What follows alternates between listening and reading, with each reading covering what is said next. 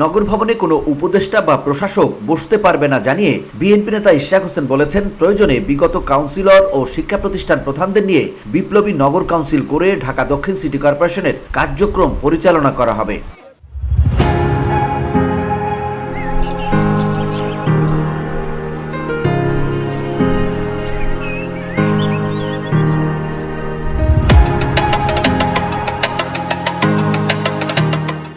শুক্রবার পবিত্র ঈদুল আজহার প্রধান জামাতের জন্য প্রস্তুত জাতীয় ঈদগাহ ময়দান পরিদর্শনে গিয়ে একথা বলেন তিনি।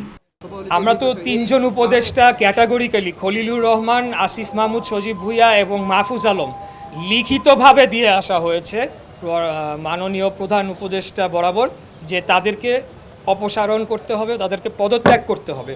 অতএব তারা থাকা অবস্থায় কি নির্বাচনে বিএনপি যাবে কি না সেটাও তো আপনাদের বিবেচনায় নিতে হবে, কারণ আমরা তো পদত্যাগ জানিয়েছি। আর যার পদত্যাগ জানি হ্যাঁ না, আমি মনে করি যে বিএনপি নির্বাচনের জন্য আন্দোলন করছে, বিএনপি অবশ্যই নির্বাচনে যাবে, তারা পদে থাকতে পারবে না। তিনি বলেন, হ্যাঁ আমি বসতে পারতাম যদি তাদের সঙ্গে কোনো একটা কম্প্রোমাইজ করতাম, কিন্তু সেটা নগরবাসীর জন্য ভালো হতো না। আমরা কিন্তু তাদের শত্রুতা করছি না বা তাদেরকে হুমকি দান কোনো কিছুই না। আমরা খালি বলছি যে আপনারা রাজনীতি করবেন, তাহলে পথটি ছেড়ে দিয়ে আপনারা রাজনৈতিক দলে যোগ দিয়ে আপনাদের রাজনৈতিক কর্মকাণ্ড করুন।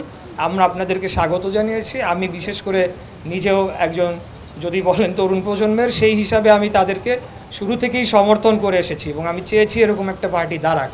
কারণ বয়স কম থাকা অবস্থায় রাজনীতি করতে গেলে যে বিড়ম্বনা বা সমস্যা ফেস করতে হয় সেগুলো আমিও ফেস করেছি, তাই তাদের কষ্টটা আমি বুঝি। জাতীয় ঈদগাহ ময়দান পরিদর্শনের বিষয়ে ইশরাক হোসেন বলেন, নির্বাচিত ও সর্বোচ্চ আদালতের সিদ্ধান্ত অনুযায়ী মেয়র হিসেবেই এসেছি এখানে, এটা আমার দায়িত্বের মধ্যে পড়ে। আজকে এখানে এসেছি, এটা আমার দায়িত্বের মধ্যে পড়ে যে ঈদগাহ কিভাবে এই পুরা কর্মকাণ্ডটা সম্পন্ন হচ্ছে সেটা তদারকি করা।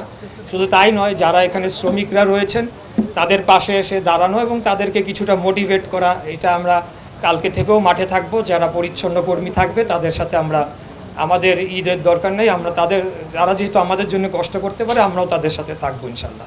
তো সেই পরিপ্রেক্ষিতে আজকে আমি এখানে এসেছি, পরিদর্শন করলাম। তো আমার কাছে মনে হয়েছে যে যথেষ্ট নিরাপত্তা বলয় ইতিমধ্যে আমি দেখতে পেয়েছি এবং একটা বৃষ্টি হওয়ার যেহেতু ঝুঁকি ছিল, আমাকে কর্মকর্তাবৃন্দরা জানিয়েছেন যে এখানে সেই ধরনের ব্যবস্থা নেওয়া হয়েছে যাতে বৃষ্টি হলেও আমাদের যারা নামাজ পড়বেন তাদের যাতে কোনো মুসল্লিদের কোনো সমস্যা তৈরি না হয়।